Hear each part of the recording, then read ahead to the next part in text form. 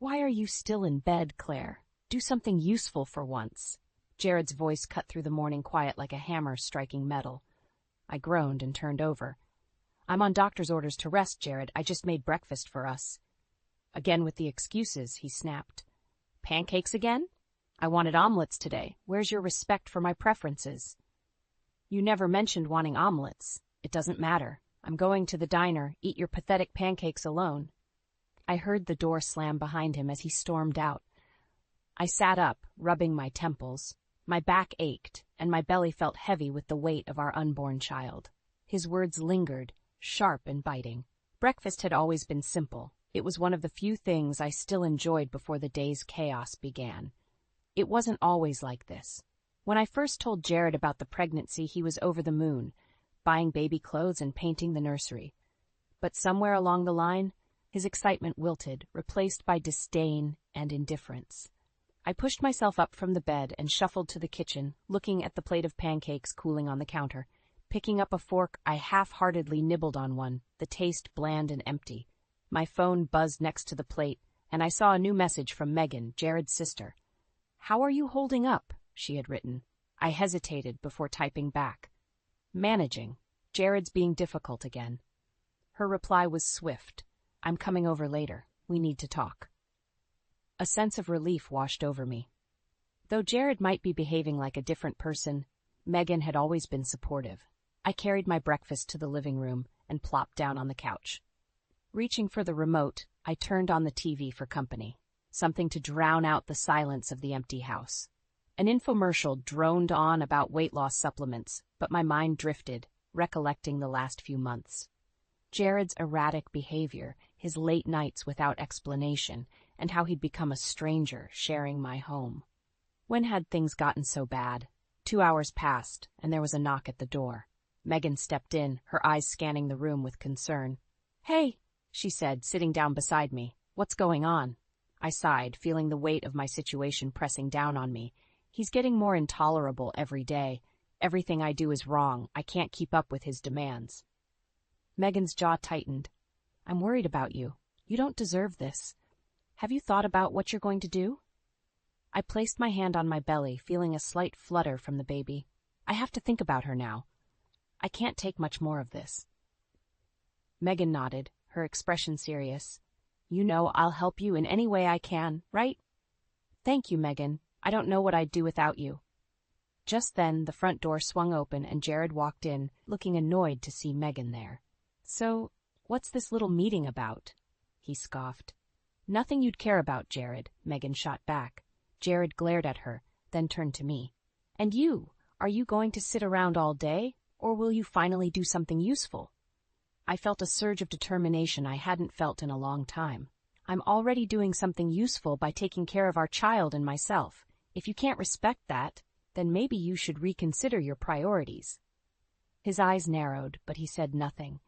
Instead, he grabbed his keys and walked out again, leaving behind a tense silence. Megan placed a hand on my shoulder. "You're stronger than you think, Claire. Just remember that." I nodded, feeling a little bit of that strength seeping in. This was just the beginning, but I knew I had to start standing up for myself and my baby. The breaking point was here, and with it, a chance to take back my life. "You're not coming in with me?" I asked, glancing at Jared as we parked at the doctor's office. He shook his head, barely looking up from his phone. "I've got calls to make. You'll be fine on your own." I sighed and stepped out of the car, my hand instinctively resting on my growing belly. Inside the clinic, the nurse greeted me warmly and led me to the examination room. Minutes later, Dr. Patel entered, her smile reassuring. "How are we feeling today, Claire?" she asked, checking my chart. I forced a smile. "A bit tired, but otherwise okay." "We'll do an ultrasound today, see how the little one is doing," she said, prepping the equipment. As the image of our baby appeared on the screen, I felt a rush of emotions, excitement, worry, and a flicker of hope that maybe seeing this would reignite some semblance of care in Jared. "It's a girl," Dr. Patel announced, beaming. "Congratulations, Claire." A girl. My heart swelled with love and fear for my daughter's future. Would Jared be happy? I thanked Dr. Patel and collected the photos of the ultrasound. On the drive back, I couldn't wait to share the news with Jared. Maybe this would change things. Jared, guess what? I said, sliding into the car and waving the photos. We're having a girl. His expression didn't change. He glanced at the photos and then back at the road. A girl? Great. My heart sank. You don't seem excited. Jared shrugged. I was hoping for a son, to carry on the family name, teach him things. I stared at him, stunned by his apathy. Does it matter? She's our child. Whatever, he muttered. Can we just get home? The drive was silent, each mile deepening the rift between us. Back at the house, I carefully placed the ultrasound photos on the fridge, but Jared didn't even glance at them. Later that evening, I set the table for dinner, trying to push aside the nagging feeling of disappointment. Jared was glued to his laptop, barely acknowledging my presence. Come eat, Jared, I called out, trying to keep my tone light. He grunted, not moving an inch. I'm busy. The meal remained untouched, and I ate alone, the chair opposite me glaringly empty. Just as I was about to clear the dishes, Jared finally spoke. You need to understand, Claire, he said, not looking up. This baby thing isn't what I signed up for. Not like this. Not like this, I echoed, anger and hurt bubbling up. What do you mean, Jared? I wanted a son. Someone who could, never mind. He shut his laptop with a snap and stood up. I'm going out, don't wait up. The door slammed shut, and I was left in the emptiness of the house, feeling more alone than ever. I touched the ultrasound photo on the fridge, tracing the tiny outline of our daughter. That night, I lay in bed, staring at the ceiling, the house silent except for the occasional car passing by. I realized that Jared was slipping further away with each passing day. His disappointment in having a daughter was just another crack in our already fractured relationship. I couldn't let this continue. For my own sake, and for my daughter's future, I would have to find a way to protect her, even if it meant confronting the harsh realities of our marriage. Determination replaced the despair as I resolved to find a way forward, no matter what it took. I was setting up for a family barbecue when Jared walked in, looking disheveled. I glanced up from the skewers I was preparing. You're home early. Yeah, about that. He scratched his head, avoiding my eyes. I quit my job. My heart skipped a beat. The irony was sharp. Here we were celebrating family, while ours was crumbling. You what? I couldn't take it anymore, he said, shrugging. I'll find something better. Pretending everything's fine won't put food on the table, Jared. What about our expenses? The baby? I said I'll find something better, Claire. Just get off my back, he snapped. Megan and her boyfriend arrived moments later, filling the room with forced cheer. I put on my best smile and directed everyone outside. As we settled into the backyard, I couldn't help but feel the weight of responsibility pressing down on me. Megan's boyfriend, Dave, handed me a glass of lemonade.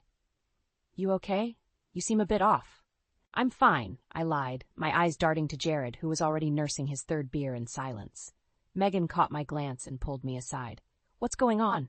He quit his job. Her eyes widened. Without discussing it, what's his plan? He doesn't have one, I whispered, trying to control my frustration. I'm stuck. Listen, she said, her voice soft but firm. You and the baby come first. You can't let him drag you down. I nodded, her words echoing in my mind. While back at the table, Jared was ranting to Dave about former colleagues, oblivious to the tension between Megan and me. Those idiots didn't appreciate my talents, he slurred. I'll show them. They'll regret it. Dave glanced at me, unsure of how to respond. Yeah, I'm sure things will work out. After the guests left, Jared stumbled into the house. I cleaned up the mess, the day's events swirling in my mind. Would this new version of Jared ever go back to who he was? As I loaded the last dish into the dishwasher, the front door opened and Jared lurched in. I'm tired, he muttered, heading to the bedroom. I finished cleaning up and followed, the silence between us thicker than ever. He was already snoring when I crawled into bed, my mind racing with worry about our future. The next few weeks were a blur of Jared's increasing absences and my solo trips to the grocery store, juggling our shrinking finances. One evening, he came back home later than usual, disheveled and visibly agitated. Where have you been, Jared? I asked, trying to stay calm. Out, he said, brushing past me. You can't just leave without saying anything. We need to talk. Talk? There's nothing to talk about. I stared at him, feeling a mix of anger and sorrow. We're having a baby soon? Did you forget? He scoffed. You worry about that. I'm tired of this conversation. His words cut deep. As he stomped off to the bedroom, I sat in the living room, the baby kicking inside me. I realized I couldn't rely on him anymore. I would have to be the strong one for our child's sake, even if it meant facing this journey alone. The next morning, I found a note on the kitchen counter in Jared's sloppy handwriting. "Gone to clear my head. Don't wait up." I crumpled the paper, feeling an anger I'd never known before. His irresponsibility was no longer just frustrating, it was endangering our future. I picked up the phone and called Megan. "I need help. Jared's gone again." She sighed on the other end. "I'm coming over. We need to make a plan." I hung up, determination solidifying in my chest. This had to end. For my baby. For me. The once sparkling promise of our future together had dimmed to a cold, harsh reality. I wasn't going to let him destroy what I had left. I sat on Megan's couch, cradling a cup of tea. She looked at me with concern. "You're not alone in this, Claire. We'll figure it out." "Thanks, Megan. I don't know how much more I can take." Megan's eyes softened. "I've been meaning to tell you something. Jared has always struggled with responsibility. Even growing up, he was always in trouble, always the one making excuses." "And I thought it was just a phase," I replied, feeling the weight of her words. "But this is different. We're about to have a baby. He quit his job without even talking to me." Megan sighed. "It's worse than you know. He's been gambling, Claire. He lost a lot of money last week." My heart sank. Gambling? Why didn't he tell me? He's too proud to admit he's failing, and he's been hiding things from you, things you deserve to know. I put down my cup, feeling a surge of anger. I'm tired of his lies. I need to start preparing for the baby and stop focusing on him. Megan nodded. "You're right.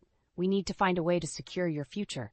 Have you thought about opening a separate bank account?" I thought about it for a moment, then nodded. "Yes, I'll do that, and I need to talk to a lawyer." "We can find someone good," Megan assured me. "Meanwhile, you should stay with us. It's safer." I hesitated, then agreed. Okay, just for a while. The next day, I visited a lawyer, Sarah Johnson, who came highly recommended by Megan. Sitting in her office, I recounted the events of the past few months. Sarah listened intently. "You have options, Claire. First, we can protect your assets. Second, we need to document everything. Keep a record of his absences, his erratic behavior, everything. Can we get full custody?" I asked, my voice trembling. "We can fight for it," Sarah assured me. "But you must be prepared. Jared will likely contest it." "I'm ready," I said, feeling a newfound resolve. After leaving Sarah's office, I headed back to Megan's apartment. Jared's car was parked outside. Unexpected. My pulse quickened as I reached door. Inside, Jared was pacing, Megan standing nearby, looking tense. "What's going on?" I asked, stepping in. Jared whirled around, his face a mixture of anger and desperation. "Where the hell have you been, Claire?" "I met with a lawyer," I said, standing my ground. "A lawyer?" he scoffed, eyes narrowing. "What are you planning, Claire?" "I'm planning to protect our daughter," I replied, my voice steady. "And myself." "You're not taking her away from me," he growled, stepping forward. Megan stepped between us. "Back off, Jared. This is on you." He laughed bitterly. "Of course you'd side with her. You never supported me." "Because you never gave me a reason to," Megan shot back. "Claire's doing what's best for her and the baby. Maybe you should start thinking about that." Jared's face turned crimson, but he didn't say another word. Instead, he stormed out, slamming the door behind him. I turned to Megan, my heart pounding. "Thank you." "You did great," she said, pulling me into a hug. "We'll get through this." Jared's outburst only solidified my resolve. I wasn't backing down. For my daughter and for myself, I was ready to fight. No more letting Jared's actions dictate our lives. The path ahead wouldn't be easy, but I felt stronger knowing I had Megan and Sarah by my side.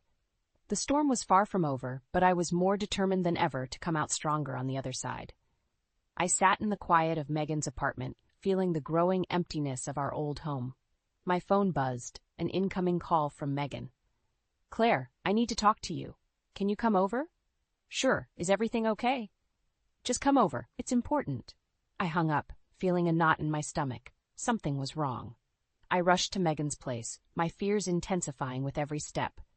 When I arrived, Megan's worried expression met me at the door. "Come in, Claire," she said, her voice low. I followed her to the living room, where she handed me her phone, displaying a series of photos. Jared and a young woman, their intimacy unmistakable. My heart plummeted. "Who is she?" I whispered, barely able to get the words out. Her name's Lena, Megan replied, her eyes filled with sympathy. I caught them together. The photos felt like a punch to the gut. I can't believe this, I said, my voice trembling.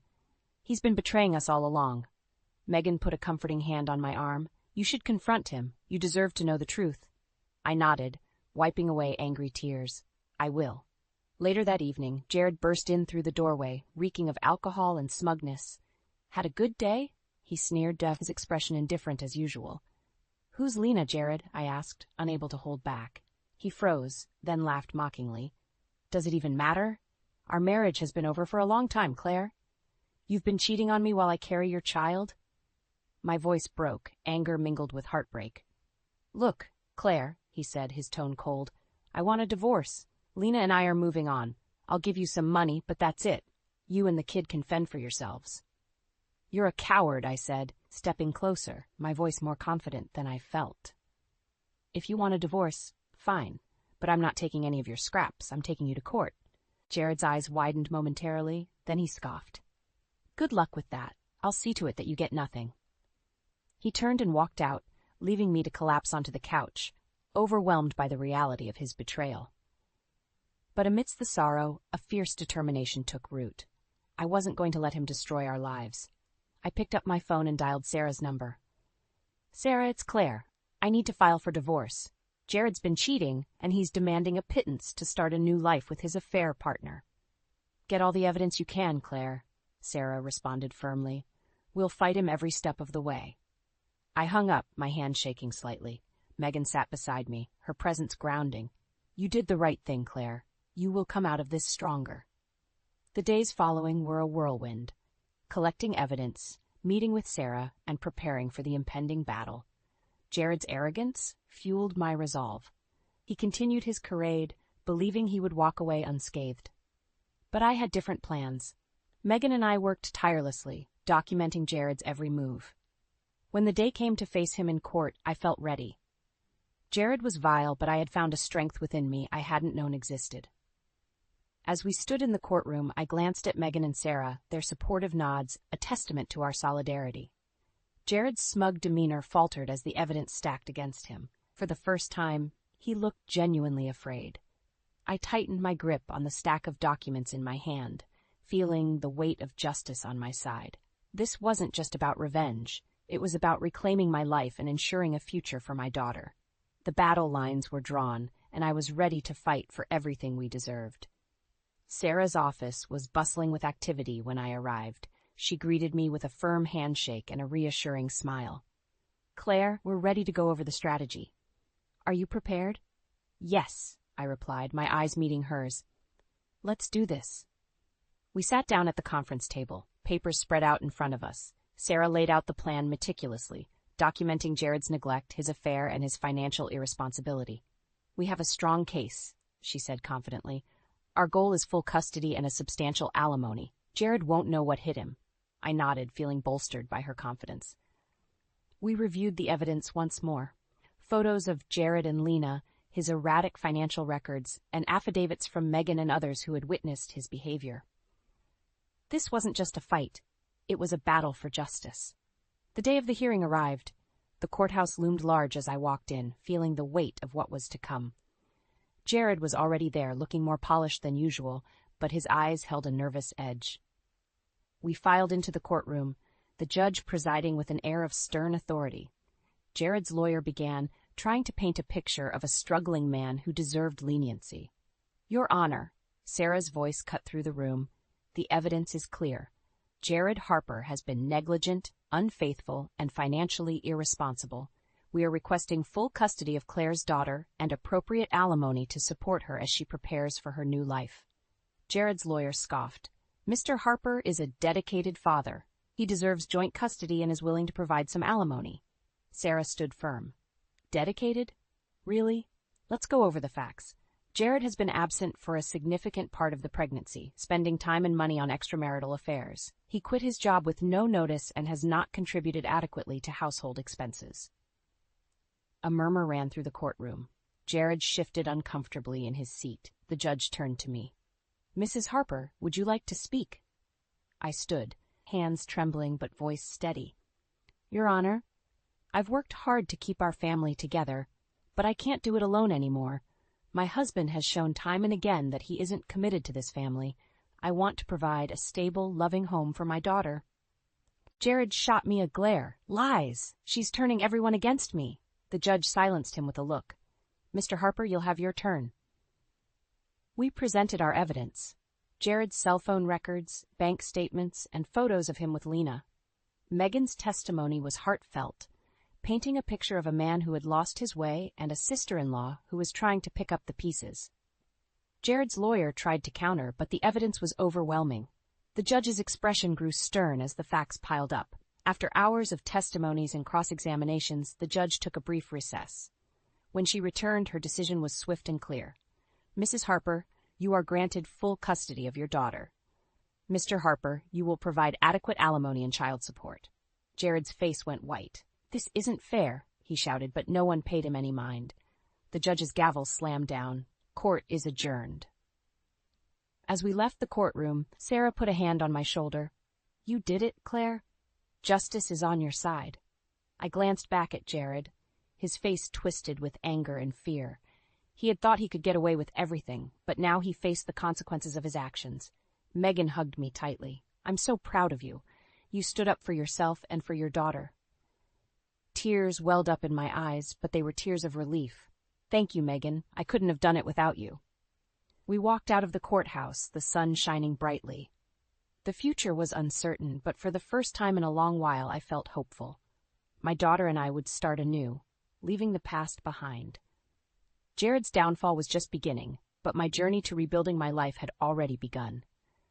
Jared's face was plastered all over the papers. Local man exposed, infidelity and financial failure lead to downfall. My phone buzzed non-stop with notifications and messages, some from mutual friends, others from strangers who had picked up on our story. Megan sat beside me, shaking her head. He brought this on himself. A knock on the door interrupted our conversation.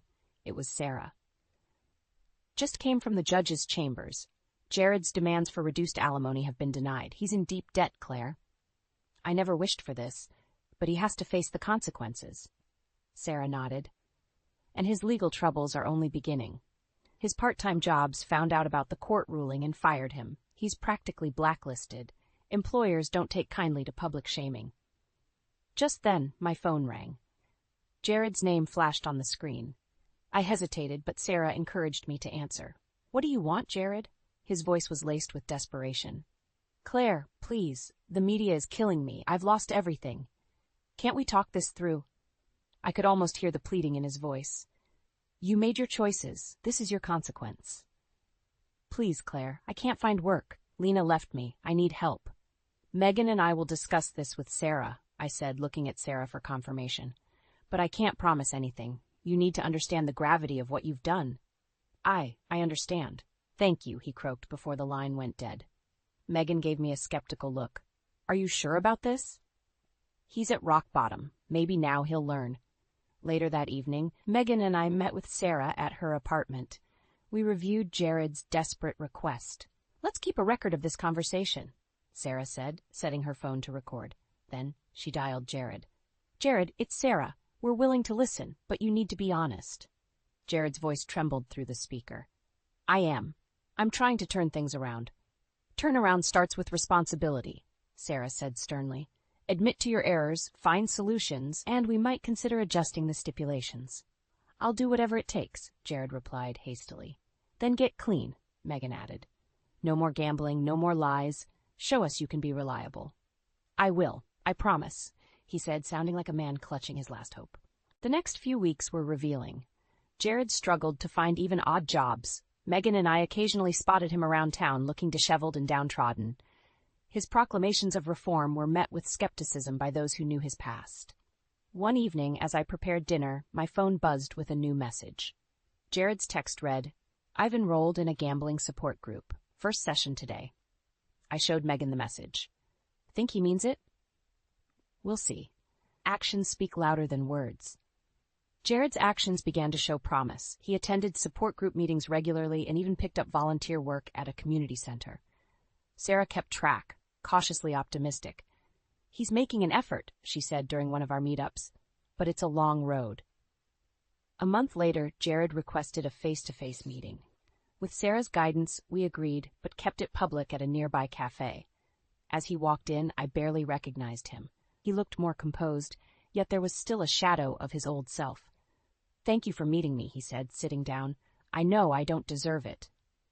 "What do you want, Jared?" Sarah asked, keeping the conversation on track. "I need to apologize. I was wrong, about everything. I want you to see I'm trying to change for the better, especially for our daughter," he said, his eyes earnest for once. I nodded. "Prove it, Jared. Words aren't enough." He reached into his pocket and pulled out a worn sobriety chip. 1 month clean. Small steps, but I'm committed. Megan gave me a reassuring nod. "We'll keep an eye on you. Don't slip." The meeting ended with a sense of cautious hope. Jared had a long way to regain trust, but the first steps had been taken. For me and my daughter, a new chapter waited, filled with healing and cautious optimism. I sat at Megan's dining table, sorting through the stack of documents Sarah had prepared. The custody papers were finalized, and I felt a strange mix of relief and sadness. Mommy, my little girl Hannah, toddled over, tugging at my shirt. Her innocent eyes were a beacon of hope in the midst of our turbulent life. I scooped her up, planting a kiss on her forehead. "Hey, sweetie, Mommy's almost done. Go play with Aunt Megan for a while." Megan led Hannah to the living room, setting her down with a pile of toys. "She's growing up so fast." "She is," I said, feeling the bittersweet nature of our situation. Just then my phone buzzed with a message from Sarah. "I've got the restraining order paperwork ready. We need your signature." I placed the phone down and sighed. As much as Jared's recent efforts to change were promising, I couldn't take any chances with Hannah's safety. A knock on the door interrupted my thoughts. I opened it to find Sarah standing there, her expression serious. "Claire, we need to talk. Jared's been making some disturbing comments in his support group." I frowned, letting her in. "What kind of comments?" Sarah glanced around, ensuring Hannah was out of earshot. "He said if he couldn't have custody, he'd take drastic measures. We need to act fast." Fear rippled through me. "Do you think he'd try to take her?" "We can't rule it out. We need to ensure you and Hannah are safe." As we discussed the plan, another knock sounded. I opened the door cautiously to see Jared standing there, looking agitated. "I need to see Hannah," he demanded. "You can't just show up unannounced, Jared," I said, blocking his view of the inside. "I'm her father," he growled. "I have rights." "Not without proper arrangements," Sarah said, stepping forward. "Leave now, or I'll call the police." Jared's eyes flashed with anger, but he turned and walked away, muttering under his breath. "Stay alert, Claire," Sarah warned. "He's unpredictable." That night, I couldn't sleep. Every noise made me jump. Around midnight, the sound of a window creaking open set my heart racing. I grabbed my phone and dialed 911. A figure appeared in the hallway. "Jared, I just want to see her," he whispered harshly. "Get out now, Jared," I yelled, clutching Hannah close to me. Within minutes, the police arrived. Officer Mark Anderson, the responding officer, assessed the situation quickly. "Mr. Harper, you're under arrest for violating the restraining order." Jared struggled as they cuffed him, shouting, "I just wanted to see my daughter." As they led him away, Hannah stirred in my arms, her innocent eyes opening briefly. The sight of the police lights outside startled her, and she began to cry softly. Megan rushed in, wrapping us both in her arms. "It's over, Claire. He can't hurt you anymore." The next morning, Sarah came by with the final documentation for the restraining order. "This ensures he can't come near you or Hannah. If he tries anything again, there will be severe consequences." I signed the papers with a shaking hand, but a sense of finality and relief washed over me. Megan set down a plate of breakfast in front of me. "Here's to new beginnings. You and Hannah deserve peace." I smiled, looking at my daughter now playing with her toys, unaware of the chaos that had just unfolded. "Thank you, Megan, for everything." "Always," she said, squeezing my shoulder. That evening, Megan and I sat together, reflecting on the past few months. "It's been a tough journey," she said, "but look how far you've come. I couldn't have done it alone, and now it's a fresh start for us." Looking at Hannah, peacefully sleeping, I felt a renewed sense of hope. Jared's toxicity was no longer a shadow over our lives. With the legal battles behind us, it was time to rebuild and move forward, fostering a life of love and safety for my daughter. Finally, we were free to create our future, unburdened by the past. I sat quietly beside the bed, watching Emily, my wife, as she rested. She was overdue, and each day seemed to stretch endlessly, a quiet anticipation hanging in the air. "Emily," I whispered, brushing a strand of hair from her forehead. She stirred, her eyes slowly opening. "How long have you been sitting there?" she asked, her voice tinged with sleep. "Long enough to remember why I fell in love with you," I replied, trying to infuse some lightness into the moment. She smiled, but it was shadowed with unease. "I just wish Margaret would let us have these last few days to ourselves," she said, a hint of frustration in her tone. Margaret, my mother-in-law, had always been a thorn in our side, particularly for Emily. I had witnessed her harsh treatment and unkind words towards Emily over the years, each incident casting a long shadow over our lives. "I spoke to her yesterday," I said, recalling the difficult conversation. "Told her we needed space, especially with the baby coming. The midwife was clear about the stress being bad for both of you." Emily's expression tightened. "And how did she take it?" "About as well as you'd expect. But I was firm. This time is about us, our new family." Her hand found mine, her grip tight. "Thank you," she said, her eyes moist. "I just can't handle her right now, not with the baby so close." "I know," I reassured her, holding her hand firmly. "I'll take care of it." We sat together, the unspoken history of Margaret's behavior between us. From demeaning comments to more overt acts of hostility, the impact on Emily was profound. But in that moment, with the gentle morning light around us, I felt a renewed determination. I was ready to protect Emily and our soon-to-be-born child, no matter what it took. As Emily fell back into a light sleep, my thoughts were interrupted by the sound of a car outside. Peering through the window, my heart sank at the sight of Margaret's car in the driveway. She had come uninvited, as was her habit. Taking a deep breath, I stood up. It was time to confront what lay ahead. As I descended the stairs to confront Margaret, my mind raced back through the years, replaying the myriad of ways she had inflicted pain upon Emily. It was like flipping through a dark photo album, each memory a snapshot of cruelty. Emily was 16 when I first met her. Even then, Margaret's shadow loomed large over her life. I remember a high school dance where Emily's hair had been roughly chopped off, an uneven bob that she tried to hide under a hat. "Mom thought it would look better short," she had whispered to me, her eyes downcast. That was Margaret, always asserting control, even over Emily's appearance. The abuse wasn't just physical. It was the constant gaslighting, the relentless undermining of Emily's reality.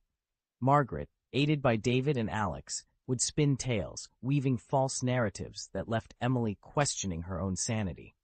They were a united front against her, a family that seemed to relish in her confusion and pain. One particular incident stood out in my mind. It was a family dinner, a supposed celebration of Emily's promotion at work. Instead of congratulations, Margaret had spent the evening belittling Emily's achievements, comparing her unfavorably to Alex, the golden child. "You might have a fancy job, but Alex has real skills," she had said, her words dripping with disdain. It was more than just words. There were the unannounced visits, the unwanted gifts that felt more like invasions, the blatant disrespect of our space and privacy. They would sneak into our house when we were out, going through our things, leaving a trail of discomfort and unease in their wake. Their treatment of Alex was a stark contrast. Nearly 40, he lived a life devoid of responsibility or consequences, his every need catered to by Margaret. He was a bully, both physically and verbally abusive, not just to Emily, but to his own parents. Yet, in Margaret's eyes, he could do no wrong. These memories fueled my resolve as I opened the front door. Margaret stood there, her expression one of feigned concern. "Margaret," I greeted her, my tone measured. "What brings you here today?" "I just wanted to see how Emily is doing. You know, with the baby coming and all," she said, her voice dripping with insincerity. "I've told you, Emily needs rest and space. Your visits are stressing her out." Margaret's face twisted into a scowl. "I'm her mother. I have every right to be here." "Not when your presence is harmful." "We've discussed this," I said, standing firm. She huffed, her eyes flashing with anger. "You're keeping me from my daughter and my grandchild." "I'm protecting my family, Margaret. That's my right." As she turned and stormed off, I knew this was far from over.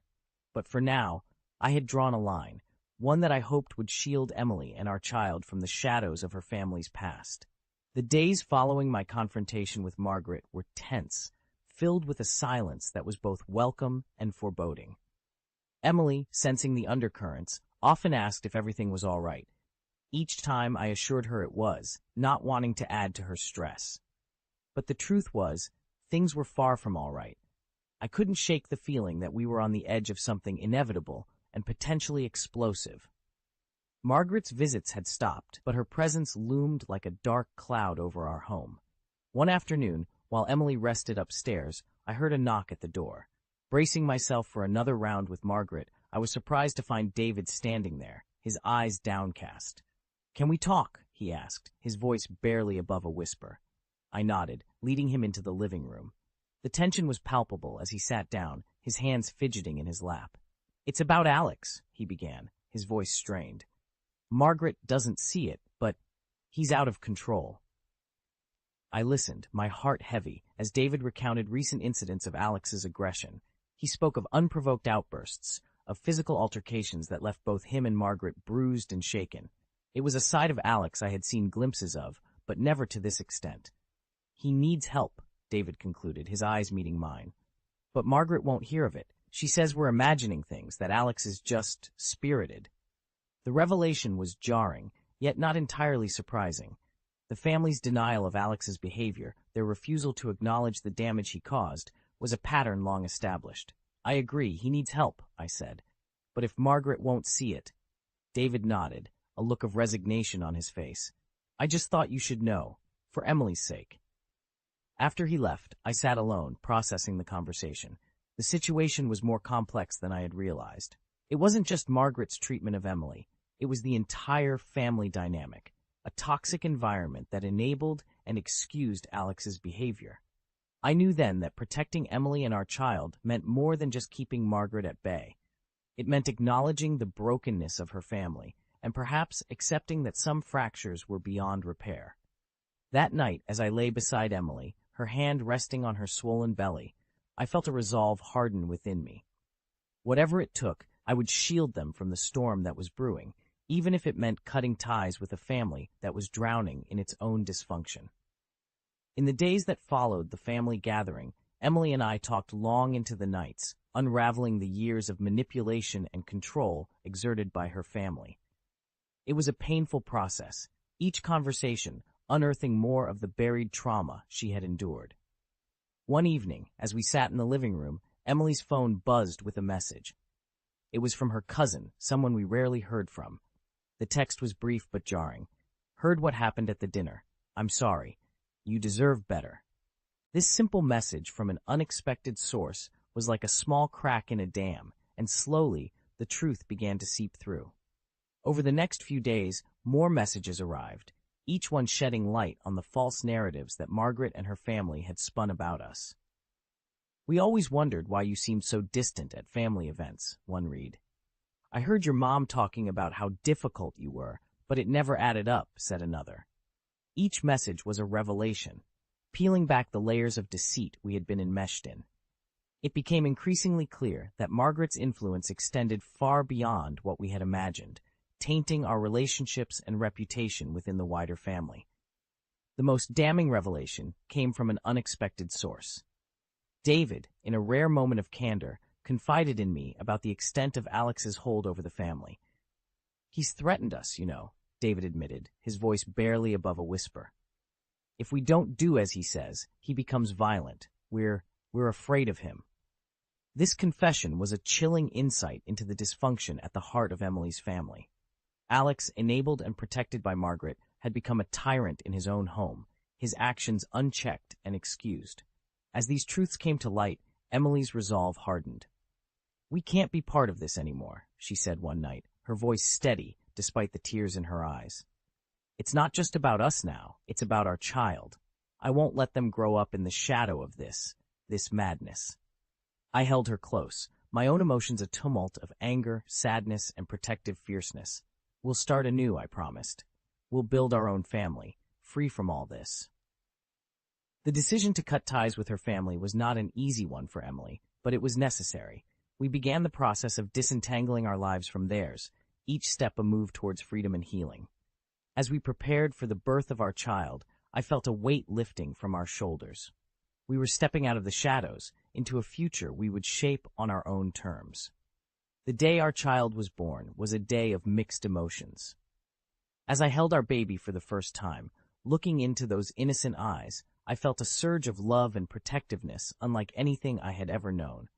But lurking in the back of my mind was the knowledge of the confrontation that awaited us.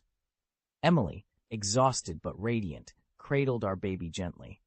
"We did it," she whispered, her eyes shining with tears. "We have our family now." I nodded, my heart swelling with pride and love.